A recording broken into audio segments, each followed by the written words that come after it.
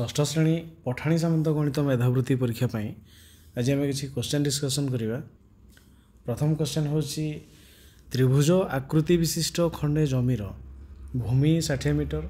और उच्चता 20 मीटर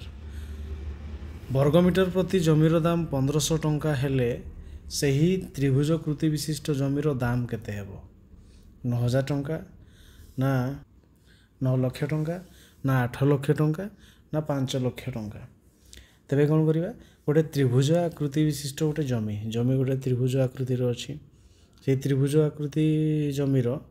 भूमि हूँ 60 भूमि हूँ 60 मीटर एवं उच्चता उच्चता देछि माने 90 समकोणी त्रिभुज होइथिबो उच्चता देछि केते उच्चता हूँ 20 मीटर से समकोणी त्रिभुज हो बा एमती भी पारे गोटे त्रिभुज तार भूमि देछि आ उच्चता देछि जदि भूमि एवं उच्चता देछि तेबे आमे कौन करवा ना तार क्षेत्रफल सूत्र हूँ किए ना हाफ ऑफ भूमि गुणन उच्चता भूमि हूँ 60 उच्चता हूँ 20 यदि गुणन कले तार क्षेत्रफल बाहर जीव तो कौन करवा ना ये 2 कैंसल ये 10 2 10 20 60 और 10 जगह 600 तो ये जदि 600 वर्ग मीटर है तार भूमि ये क्षेत्रफल तो वर्ग मीटर प्रति जमीर दाम 1500 टंका 1 वर्ग मीटर को 1500 टंका तेज 600 वर्ग मीटर को 600 गुणन करदे 600 वर्ग मीटर को 1500 गुणन करवा 1 वर्ग मीटर को 1500 तेणु 600 गुणन हम 1500 और 600 तो ये 2टा शून्य ये 2टा शून्य 4टा शून्य 1 2 3 4 तापर 15 ये 6 1590 90 4टा शून्य तेणु के ना 9 लाख टंका 9 लाख टंका हूँ किए ना ऑप्शन बी ये ऑप्शन बी हो राइट आंसर। यापर 2 नंबर त्रिभुज ए बी सी रे ए डी बी सी प्रतिलंब ए डी हूँ बी सी प्रतिलंब तापर देछि मध्यमा बी सी हूँ 2 ए डी सहित सामान 2टा ए डी सहित सामान हूँ किए ना बी सी तापर कही त्रिभुज ए बी सी रो क्षेत्रफल 6561 वर्गमीटर हेले बी सी केते बी सी केते ऑप्शन रे अच्छी 81 मीटर ना 162 मीटर ना 40.5 मीटर ना 324 मीटर। तेबे त्रिभुज ए बी सी रे ए डी हूँ बी सी रो बी सी प्रतिलंब ठीक अच्छे। तेबे गोटे त्रिभुज जदि आम करवा तेबे गोटे त्रिभुज जदि करवा तेबे कौन करवा ना लिखिदेवा ए बी सी ये हूँ ए डी ये हूँ भूमि ये हूँ उच्चता तो हाफ ऑफ भूमि गुणन उच्चता हूँ क्षेत्रफल हूँ 6561 वर्गमीटर तो कौन कर ना आम कर 1/2 गुणन भूमि हूँ किए बी सी उच्चता हूँ ए डी ये गुणन कले आम कौन पाइबा 6561 तेबे आम लिखिपर ए कौन बी सी बदले कौन लिखिपर 2 ए डी ये हूँ हाफ इंटू 2 ए डी पुणी आ गोटे ए डी से समान 6561 ये 2 एवं हाफ कैंसल हम एडी हूँ एडी स्क्वायर एडी घात 2 तेणु कौन लिखिपर ना एडी घात 2 से समान 6561 तेरे केवल एडी केते हेबो केवल एडी स्क्वायर समान 6561 जीए सी किए ना सी हूँ 6561 को आम वर्गमूल बाहर करवा 6561 आम वर्गमूल बाहर करवा तो केमती करवा ना 6 5 11 1 12 6 18 9 रे कटिबो 9 रे कटिबो 9 रे कटले 9 7 63 64 65 2 26 27 होनी 26 हेले 9 दूणे 18 9 दूणे 18 आउ 8 ले 26 81 9 9 81 9 9 81 7 2 9 9 ପୁଣି 9ରେ କଟିବ 9ରେ କଟିଲେ 9 ଟା 72 9 କେ 9 ପୁଣି 9ରେ କଟିବ 9 9 81 4ଟି 9 ପାଇଲେ ବା ଆମେ 2ଟା 9ରେ 81 ଏ 2ଟା 9ରେ 81 କରିବା 6561 ଯେ କିଏ ନା 81 ଗୁଣନ 81 ଶହେ ସେ ତେଣୁ କ'ଣ କରିବା ନା ଆମେ କ'ଣ ପାଇଥିଲେ ହେଉଛି ଏଡ଼ିର ଘାତ 2 ମାନେ ଏଡ଼ିର ସ୍କୋୟାର ହେଉଛି କିଏ 81 81 ଗୁଣନ 81 ବା 6561 ବେଳେ 81 ଗୁଣନ 81 ଲିଖିପାରିବା ତେଣୁ ଗୋଟେ ଏଡ଼ିର ଭାଗ କେତେ ପଡ଼ିବ ଗୋଟେ ଏଡ଼ି ହେଉଛି କିଏ ଗୋଟେ 81 ତେବେ ଏଡ଼ି ହେଉଛି 81 ତାହେଲେ BC କିଏ BC ହେଉଛି କିଏ BC ହେଉଛି 2ଟା ଏଡ଼ି ସହିତ ସମାନ ତେବେ 81ରେ 2 ଗୁଣନ କରିଦେବା ଏ ହେଉଛି 2 କେ 2 8 2 16 162 ତେବେ BCର ମୂଲ୍ୟ ହେବ 162 ମିଟର ତେଣୁ ଅପସନ୍ରେ ଅଛି 162 ଏ ହେଉଛି ଏହାର ଆନ୍ସର୍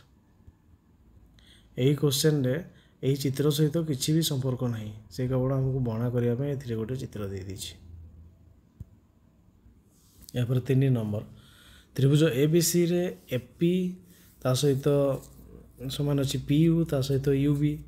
ପୁଣି BT ସହିତ ସମାନ TS ତା ସହିତ SC ତାପରେ CR ତା ସହିତ ସମାନ RQ ତା ସହିତ ସମାନ AQ ପୁଣି କହିଛି PQRSTU ଷଡ଼ଭୁଜ ଓ ତ୍ରିଭୁଜ ABCର କ୍ଷେତ୍ରଫଳର ଅନୁପାତ କେତେ ତେବେ ଇଏ ହେଉଛି ଚିତ୍ର କ'ଣ ହେଇଛି ନା AP ତା ସହିତ ସମାନ PU ତା ସହିତ ସମାନ BU ତାପରେ କିଏ ସମାନ ଏ 3ଟା ବାହୁ ସମାନ ହେଲେ ତାପରେ BT ତା ସହିତ ସମାନ TS ତା ସହିତ ସମାନ SC ପୁଣି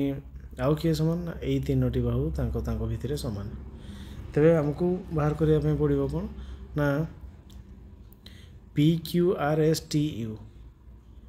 ଏଇ ଷଡ଼ଭୁଜ PQRSTU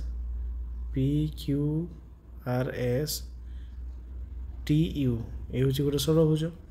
ୟାର କ୍ଷେତ୍ରଫଳ ବା ତ୍ରିଭୁଜ ABCର କ୍ଷେତ୍ରଫଳ କେତେ ତାହେଲେ ଆଗ ଲେଖିବା ଷଡ଼ଭୁଜ ତାପରେ ଦେଖିବା ଆମେ ତ୍ରିଭୁଜ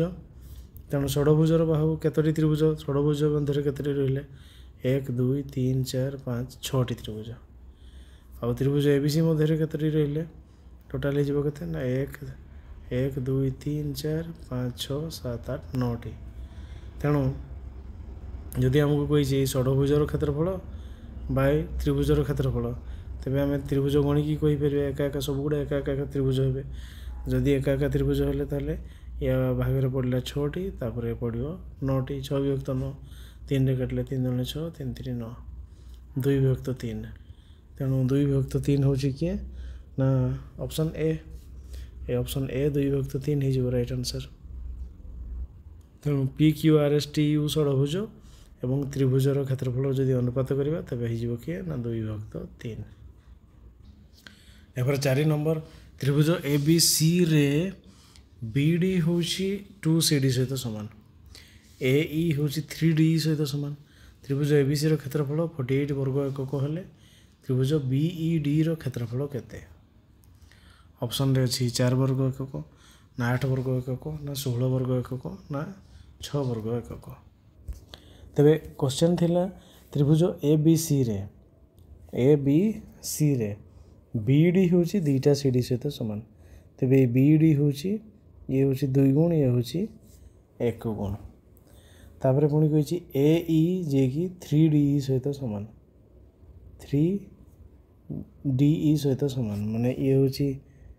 1 ଗୁଣ ଇଏ ହେଉଛି କେତେ 3 ଗୁଣ ଏ ଭାଗଟା 3 ଗୁଣ ଏତିକି ଯଦି ହେଲା ତେବେ ତ୍ରିଭୁଜ ABCର କ୍ଷେତ୍ରଫଳ 48 ବର୍ଗ ଏକକ ABC ଟୋଟାଲଟାର କ୍ଷେତ୍ରଫଳ ହେଉଛି 48 ବର୍ଗ ଏକକ ହେଲେ ତ୍ରିଭୁଜ BEDର କ୍ଷେତ୍ରଫଳ କେତେ BEDର କ୍ଷେତ୍ରଫଳ କେତେ ତେବେ ଆମେ ଯଦି ଦେଖିବା ତ୍ରିଭୁଜ ABCର କ୍ଷେତ୍ରଫଳ ହେଉଛି କେତେ ଟୋଟାଲଟାର କ୍ଷେତ୍ରଫଳ ହେଉଛି 48 ବର୍ଗ ଏକକ ତେଣୁ ଭୂମି ଏଇ ଦୁଇଟାର ଭୂମି BD ଆଉ CDକୁ ଯଦି ଦେଖିବା ଭୂମି ଗୋଟେ शीर्षबिंदु भी गोटे तेणु ए बी डी त्रिभुज हो तार क्षेत्रफल हम 2 गुण आउ सी डी ए तार क्षेत्रफल हम 1 गुण मैंने दुईटा जाक मिसिकी 3 गुण 3 गुण हूँ 48 3 गुण हूँ 48 16 3 48 तेणु गोटे भाग 16 पड़ो आ गोटे भाग 16 16 32 पड़ो 32 पड़ो कमी ना त्रिभुज ए बी डी हो किए ना 32 वर्ग एकक आउ सी ए डी हो के ना 16 वर्ग एकक दुईटा जाक मिसिकी हूँ 48 वर्ग एकक केमी ना ये भूमि यार भूमि 2 गुण यार भूमि 1 गुण तेणु क्षेत्रफल सेमती भाग हम 32 तेज के पाइले ए बी डी पाइले 32 ए बी डी पाइले 32 ये हूँ के 32 एवं तार भूमि देखा या को आम भूमि कहवा आउ भूमि के भाग होती ना ये होती 3 भाग ये हूँ भागे 3 गुण 1 गुण 3 गुण 1 गुण 3 भाग भागे 4 भाग टोटाल है 4 भाग ये दुईटा को जब करवा 4 भाग जब 32 ताले भागे है के 8 32 8 ये भागटा 8 ये भागटा 8 ये हूँ 8 3 24 ये भागटा हूँ 24 ताले ये 24 वर्ग एकक ये हूँ 8 वर्ग एकक तेणु एमती आम सर्टकट मुहे मुहे कर 8 वर्ग एकक तेणु बी ई डी भाग पड़ा के बी ई डी त्रिभुजर सी हूँ किए ना बी ई डी हूँ यार भूमिटा एक भाग थिला तेणु तार भाग अच्छे 8 वर्ग एकक ऑप्शन बी हूँ राइट आंसर।